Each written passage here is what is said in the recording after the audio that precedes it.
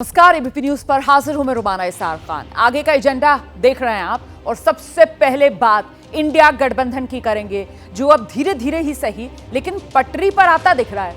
India गठबंधन में एक बार फिर सीट शेयरिंग को लेकर बात आगे बढ़ रही है और बड़ी खबर इस वक्त आपको बता दें बंगाल से आ रही है। बंगाल में सीट शेयरिंग पर एक बार फिर कांग्रेस ने टीएमसी से संपर्क साधा है। बंगाल में 37-5 का फॉर्मूला संभव, ये जानकारी सामने निकल कर आ रही है। 37-5 ये फॉर्मूला बंगाल में हो सकता है। टीएमसी और कांग्रेस के बीच एक बार फिर से संपर्क। आप जानते हैं पिछले दिनों ममता बनर्जी की तरफ से बाकायदा ऐलान कर दिया गया था कि अकेले वो चुनाव लड़ेंगी। ऐसे में इंडिया गठबंधन को लेकर बंगाल में बात बिगड़ती हुई नजर आई थी और अब एक बार फिर कांग्रेस ने टीएमसी से संपर्क साधा है। 37-5 का फॉर्मूला संभव है और ऐसे में क्या हो सकता है बंगाल का संभावित फॉर्मूला, कुछ जानकारियां आपको देते हैं इस बड़ी स्क्रीन पर। लेकर आइए जानकारियां बड़ी स्क्रीन पर। बंगाल का संभावित फॉर्मूला जिसका हम जिक्र कर रहे हैं, कुल आप जानते हैं बंगाल में लोकसभा की 42 सीटें हैं। ऐसे में टीएमसी 37 और कांग्रेस 5, तो ये एक तरीके से पेशकश है जो कांग्रेस की तरफ से दोबारा बातचीत जो की जा रही है, टीएमसी को फिर से जो इंगेज किया जा रहा है बातचीत के माध्यम से, उसमें 37 सीट पर टीएमसी चुनाव लड़े और 5 सीटें कांग्रेस को दे दी जाएं। ये वो फॉर्मूला है जिसको लेकर माना यह जा रहा है कि हो सकता है बात बन जाए, लेकिन इसको लेकर अभी कुछ भी पुख्ता तौर पर नहीं कहा जा सकता है। कुल मिलाकर बड़ी खबर आपको बता देते हैं, बंगाल में सीट शेयरिंग पर फिर से बात कम से कम शुरू हुई है, ऐसा सूत्र जानकारी दे रहे हैं। कांग्रेस ने टीएमसी से फिर से संपर्क किया है और बंगाल में 37-5 का फॉर्मूला संभव है। सीधे आपको लेकर चलेंगे, हमारे साथ हमारे सहयोगी जैनेंद्र इस वक्त मौजूद है। जैनेंद्र, ये 37-5 वाला फॉर्मूला, क्या ये पेशकश कांग्रेस की तरफ से टीएमसी को की गई है और इसमें लेफ्ट कहां है? क्या अपने खाते से कांग्रेस 5 में से लेफ्ट को भी हिस्सेदारी देगी? नहीं, देखिए, पश्चिम बंगाल में कोशिश तो ये चल रही है कि तृणमूल कांग्रेस और कांग्रेस पार्टी का गठबंधन हो जाए। लेफ्ट बिल्कुल साफ कर चुकी है कि वो तृणमूल कांग्रेस के साथ कोई अलायंस नहीं करेगी, तो पश्चिम बंगाल में तीनों पार्टियों का गठबंधन तो नहीं होने जा रहा। हालांकि संकट के बादल तृणमूल कांग्रेस और कांग्रेस के गठबंधन पर भी मंडराए हुए हैं, इसलिए क्योंकि ममता बनर्जी कांग्रेस को 2 सीटों से ज्यादा देने को तैयार नहीं है। फिलहाल पश्चिम बंगाल में कांग्रेस की 2 लोकसभा सीटें हैं। कांग्रेस ने अपनी तरफ से 5 सीटें कम से कम का प्रस्ताव दिया था तृणमूल कांग्रेस को, जो शुरुआत में खारिज कर दिया गया था और केवल 2 सीटें ऑफर की गई थी जो कांग्रेस को मंजूर नहीं थी। हालांकि अब सोर्सेज ये बता रहे हैं कि पर्दे के पीछे कांग्रेस नेतृत्व और तृणमूल कांग्रेस नेतृत्व संपर्क में है, बातचीत जारी है। हालांकि देखना होगा कि क्या ममता बनर्जी अपना पुराना रुख बदलते हुए, बिल्कुल ऐसे में समझना यह भी जरूरी हो जाता है यहाँ पर। जैनेंद्र, आपका बहुत शुक्रिया कि जिस तरीके का सियासी परिदृश्य बंगाल में बदल रहा है, खासतौर से संदेशखाली वाला मामला जब से सामने आया है, ममता बनर्जी घिरती हुई नजर आ रही है सियासी तौर पर, और ऐसे में एक बार फिर ये बड़ी खबर पश्चिम बंगाल से कि कांग्रेस और टीएमसी में फिर से बातचीत का सिलसिला शुरू हुआ है और कांग्रेस ने वही अपनी पुरानी मांग दोहराई है। ममता बनर्जी सिर्फ 2 सीट देने की बात कर रही थी, कांग्रेस वही 5 सीटें कम से कम दी जाएं बंगाल में उसे अपनी मांग रख रही है ममता के सामने। बात बनेगी या नहीं, हमारी नजर है। इस बीच महाराष्ट्र सीटों पर आगे बात बढ़ती हुई नजर आ रही है। राहुल गांधी ने शरद पवार से फोन पर बात की, राहुल ने उद्धव ठाकरे से भी फोन पर बात की है। सीट शेयरिंग के मुद्दे को जल्द सुलझाने पर चर्चा हुई है और जो जानकारी सामने निकल कर आ रही है, 27 फरवरी बताया जा रहा है अहम बैठक हो सकती है महाविकास आघाड़ी की महाराष्ट्र में सीट शेयरिंग फॉर्मूले पर मोहर लगाने के लिए। और ऐसे में सीट शेयरिंग को लेकर महाराष्ट्र में क्या फॉर्मूला तय पाया जा सकता है, ये आपको बता देते हैं। देखिए, 48 महाराष्ट्र जो है, उत्तर प्रदेश में सबसे ज्यादा 80 लोकसभा सीटें और उसके बाद सीटों के लिहाज से जो देश का दूसरा बड़ा राज्य है वो महाराष्ट्र है। 48 लोकसभा सीटें महाराष्ट्र में। अभी तक जो जानकारी मिल रही है तो 48 में से 39 सीटों पर बात बन चुकी है तीनों दलों में। बस जो पेच है वो आखिर की 9 सीटों पर आकर बन रहा है। तो क्या ये पेच सुलझा पाने में महाविकास आघाड़ी कामयाब होगी या नहीं, इसी को लेकर सबकी नजर है। हम सीधे आपको लेकर चलेंगे, मेरे साथ मेरे सहयोगी मृत्युंजय इस वक्त मौजूद है और जरा जानते हैं मृत्युंजय से कि सारा पेच आकर इन्हीं 9 सीटों पर फंसता है। मृत्युंजय, इन 9 सीटों में बात अगर बनेगी तो किस रूप में? देखिए रोमाना, निश्चित तौर पर आखिरकार ये 9 सीटें किस प्रकार की हैं ये समझना चाहिए, जिसके ऊपर ये पूरा मामला फंसा हुआ है। दरअसल ये सीटें वो हैं जहां पे शिवसेना के जो सांसद थे वो अब चले गए हैं शिंदे गुट के साथ में। अब वहां पर उद्धव ठाकरे अपनी दावेदारी पेश कर रहे हैं, लेकिन पिछले चुनाव में कांग्रेस वहां पर सेकंड नंबर पर थी और कांग्रेस दावेदारी पेश कर रही है। तो ऐसे सीटें फंसी हुई हैं। 48 में से 39 पर कोई समस्या नहीं है, लगभग फैसला हो चुका है। फैसला यही हुआ है कि शिवसेना के 18 कंफर्म हो चुके हैं, 18 तो निश्चित लड़ना है, उसके ऊपर जो 3-4 सीटें हैं उस पर बातचीत चल रही है। इसी प्रकार से कांग्रेस 20 पर निश्चित तौर पर लड़ेगी, ऊपर 1-2 सीटें हैं उस पर बातचीत चल रही है। इस प्रकार से कुल जो 8-9 सीटें हैं इसी को लेकर मामला फंसा हुआ है। दूसरा बात जो महत्वपूर्ण है, नहीं तो एनसीपी कहां गई?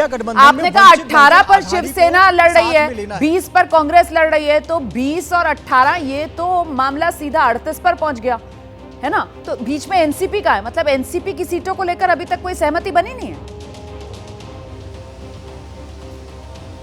बिल्कुल, आपको बता दें कि जो एनसीपी के सूत्र हैं शरद पवार गुट के, वो ज़रूर बता रहे हैं कि शरद पवार बहुत हद तक कॉम्प्रोमाइज़ कर रहे हैं और वो इसके लिए सहमति जता चुके हैं और एनसीपी सबसे कम सीटों पर लड़ेगी इंडिया गठबंधन पे और ज़्यादा से ज़्यादा 5 से 6 सीटों पर ही एनसीपी चुनाव लड़ेगी, ऐसा संभव है। और मुख्यतः पश्चिम महाराष्ट्र में जहाँ पर उनका गढ़ है वैसी सीटों पर ही एनसीपी लड़ेगी, ये बात निकलकर सामने आई है। इसी में पेच फंसा हुआ है कि कौन ज़्यादा बलिदान देगा, कौन सेक्रीफाइस ज़्यादा करेगा। लेकिन शिवसेना 18 से तो कम बिल्कुल नहीं आने वाली है। 18 पर उन्होंने अपने कोऑर्डिनेटर भी ऐलान कर दिए हैं और वो बात मृत्युंजय बता रहे हैं। आप रहिए मेरे साथ, मैं लौटूंगी आपके पास। देखिए, करीब 18 शिवसेना का चुनाव लड़ना तय, कांग्रेस का 20 सीटों पर चुनाव लड़ना तय। महाराष्ट्र की बात मैं कर रही हूँ।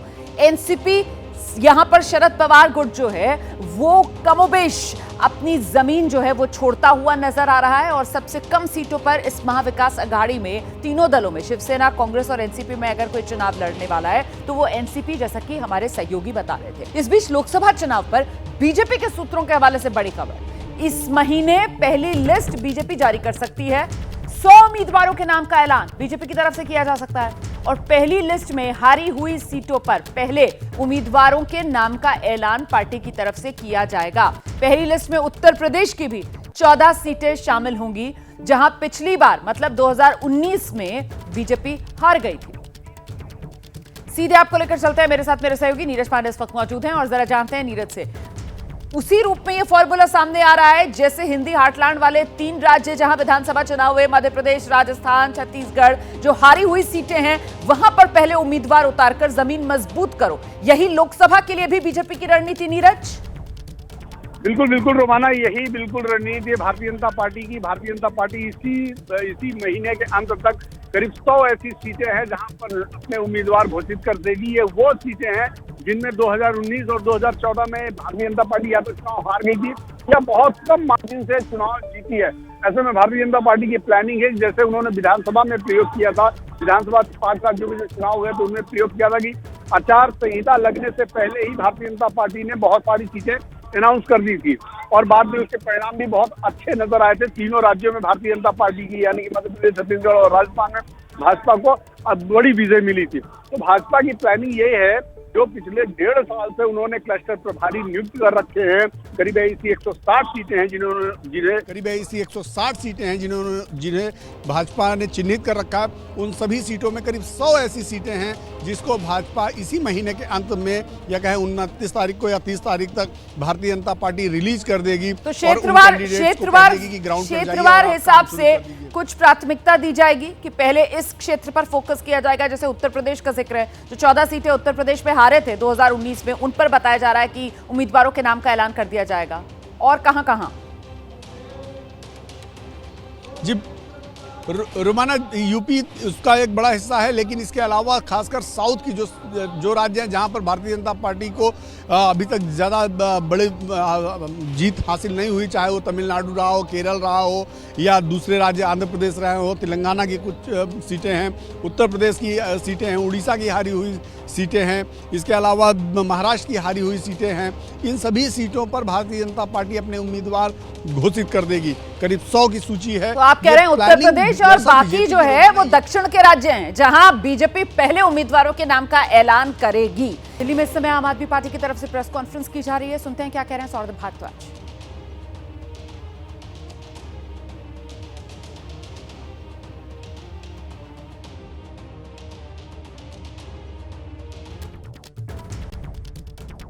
अपने फाइनल प्रारूप में पहुंच गई है। ये सुनते ही भारतीय जनता पार्टी शॉक में आ गई, उनकी सारी जो खुशियां थी वो टूट गई। अब ये आपस में बैठ के अपने, और मुझे लगता है बहुत सारे पॉलिटिकल ऑब्जर्वर्स इस चीज को समझ रहे हैं कि जैसे ही इंडिया अलायंस की मीटिंग जो आम आदमी पार्टी और कांग्रेस के अंदर चल रही थी, उस मीटिंग से ये खबरें आने लगी कि कई राज्यों के अंदर आम आदमी पार्टी और कांग्रेस का गठबंधन लगभग तय हो गया है। कौन सी पार्टी कितनी सीटें किस राज्य में लड़ेगी, इसकी सहमति कांग्रेस और आम आदमी पार्टी में बन गई है, जिसकी उम्मीद मीडिया के साथी भी कम लगा रहे थे। और भारतीय जनता पार्टी के होम मिनिस्टर, गृह मंत्री तो अपने मीडिया के इंटरव्यू में कह चुके थे, आप मेरी बात मान लीजिए, आम आदमी पार्टी का और कांग्रेस का गठबंधन नहीं होगा, उन्होंने कह दिया था। तो जब से यह खबर आई है कि आम आदमी पार्टी और कांग्रेस एक साथ आकर अपनी सीटों के बंटवारे पे आम सहमति बना चुके हैं और आज या कल में ही इसकी अनाउंसमेंट होने वाली है, ये बात खबरों में चल रही थी। अचानक हमारे पास दो बातें हो रही हैं। एक, ईडी का 7वां नोटिस अरविंद केजरीवाल जी को सोमवार के लिए आ जाता है और साथ साथ हमें बहुत विश्वस्त लोगों से ये जानकारी मिल रही है कि अब ईडी नहीं, सीबीआई भी अरविंद केजरीवाल जी को गिरफ्तार करने के लिए कदम बढ़ा रही है। हमारे पास यहां तक सूचना है कि सीआरपीसी 41A के तहत अरविंद केजरीवाल जी के लिए नोटिस तैयार है। आज या तो दिन में या शाम तक। सौरभ भारद्वाज को आप सुन रहे थे। आम आदमी पार्टी की तरफ से बड़ा आरोप लगाया जा रहा है कि अरविंद केजरीवाल की गिरफ्तारी मुमकिन, और इसके पीछे वो वजह बता रहे हैं, बीजेपी घबरा गई है कांग्रेस और आपके गठबंधन तय होने से। प्रधानमंत्री नरेंद्र मोदी अपने संसदीय क्षेत्र वाराणसी के दौरे पर हैं आज, और इस समय प्रधानमंत्री नरेंद्र मोदी को आप देख रहे हैं जो बीएचयू के स्वतंत्र भवन में इस समय मौजूद हैं। और यहां पर प्रधानमंत्री नरेंद्र मोदी जो सांसद क्विज प्रतियोगिता, सांसद संस्कृत प्रतियोगिता, सांसद फोटोग्राफी प्रतियोगिता के जो विजेता छात्र हैं उनको सम्मानित कर रहे हैं। तस्वीरें आपके सामने। साथ ही संस्कृत विद्यालय के मेधावी छात्रों को भी पुरस्कृत करते हुए प्रधानमंत्री नरेंद्र मोदी यहां नजर आ रहे हैं। मंच पर आप देख रहे हैं उत्तर प्रदेश के मुख्यमंत्री योगी आदित्यनाथ, उत्तर प्रदेश बीजेपी के अध्यक्ष भूपेंद्र चौधरी, और बीच में खड़े नजर आ रहे हैं वाराणसी के सांसद, देश के प्रधानमंत्री नरेंद्र मोदी। तो प्रधानमंत्री नरेंद्र मोदी का चुनाव की तारीखों के ऐलान से पहले संभवतः ये अपने संसदीय क्षेत्र में आखिरी दौरा रहने वाला है। और आज जब वाराणसी अपने संसदीय क्षेत्र प्रधानमंत्री नरेंद्र मोदी पहुंचे हैं तो यहां पर न सिर्फ बनारस बल्कि पूर्वांचल को ही बड़ी सौगात प्रधानमंत्री नरेंद्र मोदी देते हुए नजर आएंगे। पूर्वांचल को 13,000 करोड़ की योजनाओं की सौगात प्रधानमंत्री नरेंद्र मोदी की तरफ से दी जाएगी आज। तो कई मायनों में ये जो दौरा है प्रधानमंत्री नरेंद्र मोदी का वो बेहद खास। बीएचयू स्वतंत्रता भवन में जो अलग अलग प्रतियोगिताएं हुई हैं उसी के विजेताओं को प्रधानमंत्री नरेंद्र मोदी सम्मानित कर रहे हैं। ये मेधावी छात्र हैं जिन्होंने चाहे तो सांसद क्विज प्रतियोगिता रही हो, या फिर सांसद संस्कृत प्रतियोगिता रही हो, सांसद फोटोग्राफी प्रतियोगिता रही हो, या फिर संस्कृत विद्यालय के जो मेधावी छात्र हों, उन सभी को यहां पर सम्मानित करने का ये कार्यक्रम है जो रखा गया है। हम सीधे आपको लेकर चलते हैं। मेरे साथ मेरे सहयोगी नीरज पांडे इस वक्त मौजूद हैं।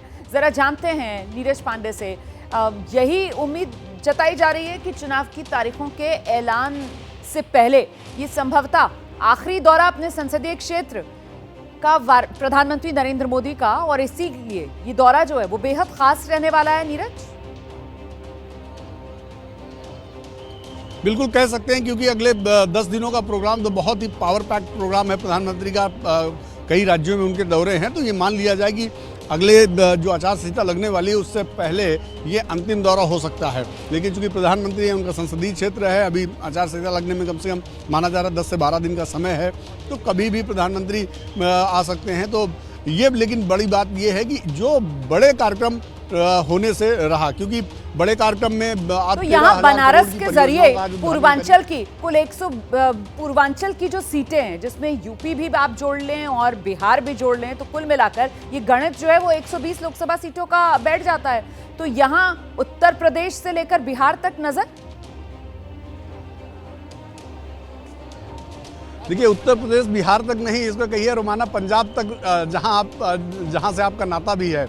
तो पंजाब तक इसलिए क्योंकि आज गुरु रविदास जयंती है और आज यहाँ पंजाब के करीब 10 लाख से ज़्यादा अनुयायी यहाँ मौजूद हैं। और प्रधानमंत्री नरेंद्र मोदी जब आएंगे तो इसी कॉरिडोर से होते हुए आएंगे, क्योंकि पीछे आप देखेंगे मंदिर है और मंदिर के ठीक जहाँ पे मैं खड़ा हूँ इसके बगल में वो स्टेचू है जिसका उद्घाटन प्रधानमंत्री नरेंद्र मोदी करने वाले हैं। लेकिन आप देखिए, ये जो अनुयायी, ये जो खड़े हैं, ये बिल्कुल बैरिकेड के साइड में ये लोग जो खड़े हैं, ये लोग यहाँ के लोग नहीं हैं, ये पंजाब के आए लोग हैं जो सुबह से मंदिर का दर्शन करने आए थे और उसके बाद अब यहाँ पे खड़े होकर इस बात का इंतजार कर रहे हैं कि प्रधानमंत्री नरेंद्र मोदी आएंगे और उनको एक झलक देख लेंगे। आप छतों में भी देखेंगे तो लोगों के सरों पर पगड़ियाँ हैं, लोगों के सरों पर आप देखिए रुमाल रखी हुई है। वो बताता है कि ये लोग सब पंजाब के अनुयायी हैं जो रविदास जी की जयंती पर यहाँ मत्था टेकने आए हैं।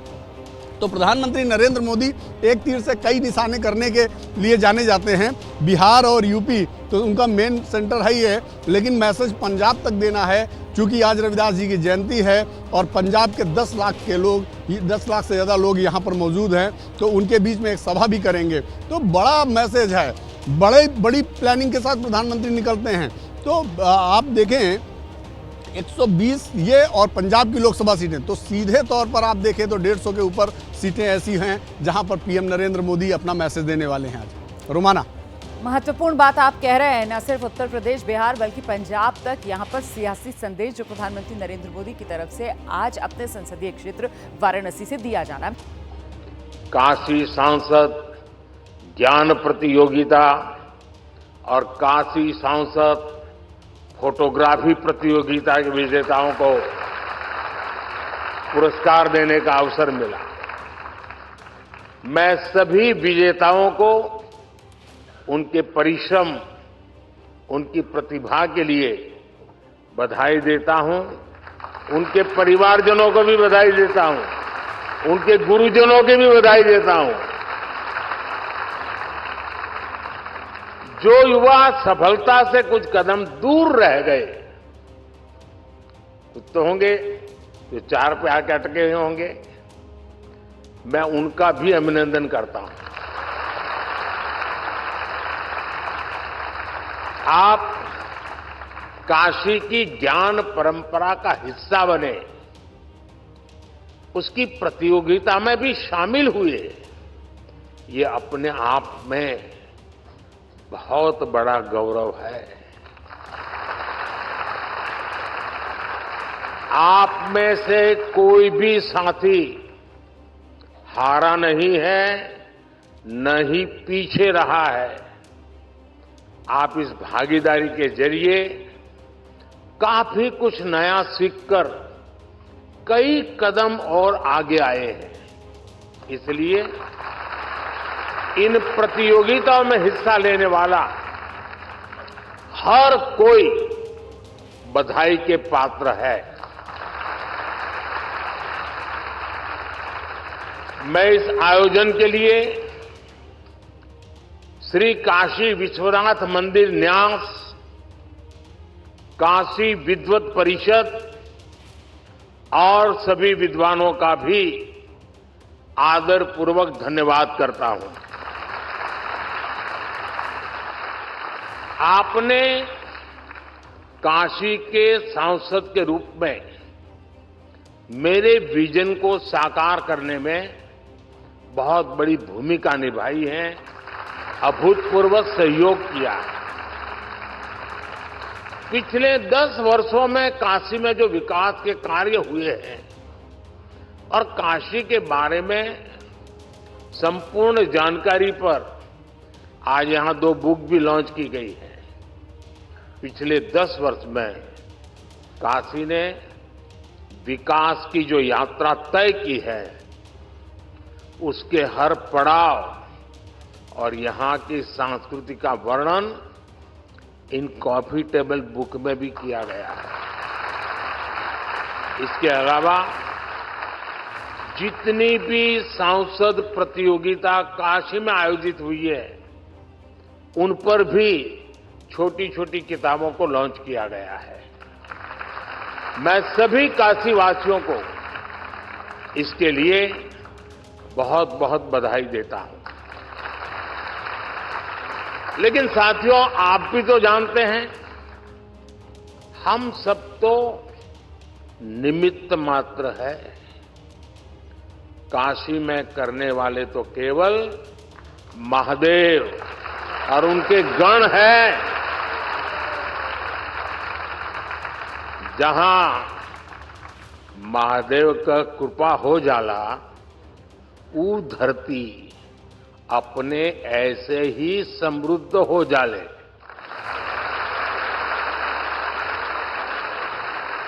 इस समय महादेव को अति आनंदमय है, खूब प्रसन्न है महादेव।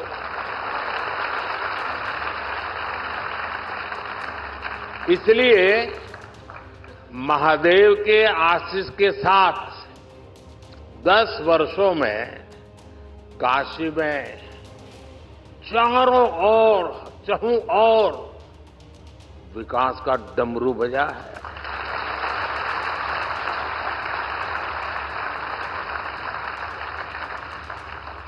आज एक बार फिर काशी के हमारे परिवार के लोगों के लिए करोड़ों रुपया की योजना का लोकार्पण होता है। शिवरात्रि और रंग भरी एकादशी पहले काशी में आज विकास का उत्सव मने जाता है। अभी मंच पर आने से पहले मैं काशी सांसद फोटोग्राफी प्रतियोगिता की गैलरी देख रहा था। 10 वर्षों में विकास की गंगा ने काशी को सिंचा है। काशी कितनी तेजी से बदली है ये आप सभी ने साक्षात देखा है। मैं सही बोल रहा हूं ना? तो आप बताएं तो पता चले भाई सचमुच में जो कह रहा हूं सही है। बदला है, संतोष है। लेकिन जो छोटे छोटे बच्चे हैं उन्होंने तो पहले वाली काशी देखी ही नहीं होगी। उनको तो आम बात बढ़िया काशी दिख रही होगी। यही मेरी काशी का सामर्थ्य है और यही काशी के लोगों का सम्मान है। यही महादेव की कृपा की ताकत है।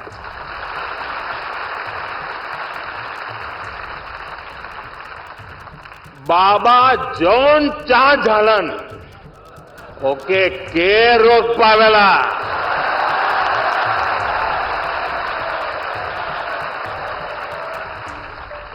यही लिए बनारस में जब भी कुछ सब होला लोग हाथ उठा के बोलन नमः पार्वती पतये हर हर महादेव। साथियों, काशी केवल हमारी आस्था का तीर्थ ही नहीं है, ये भारत की शाश्वत चेतना का जागृत केंद्र है।